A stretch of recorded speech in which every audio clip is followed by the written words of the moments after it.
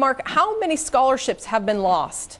Michelle, it'll be a total of 6 scholarships. The NCAA maximum is 85. They'll lose 2 this season, 3 next season, and 1 the year after. The NCAA added a loss of 6 scholarship. FSU had self-imposed a loss of 5. And how about the loss of games? That's the big question. I just talked to somebody in the Florida State president, T.K. Weatherall's office. They're still trying to determine the exact number.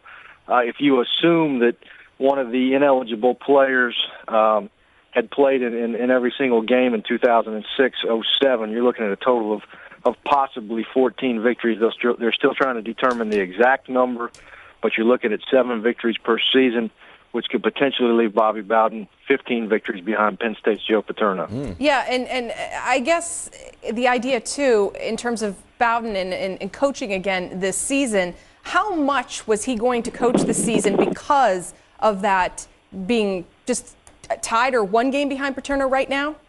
Yeah, I haven't spent a lot of time with Bobby Bowden the last couple of years. You got the sense that, it wasn't the only reason he was coaching at Florida State. I think more than anything else, he'd spent more than a quarter century building this program into what was once, maybe the best in the country. And I think he didn't want to go out with Florida State struggling to 7-5 and 6-6 seasons. But I don't think there's any question, leaving the game as college football's all-time winningest coach was a motivation for him.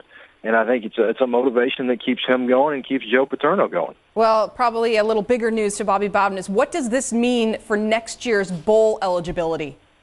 No penalties as far as postseason or TV or anything of that matter.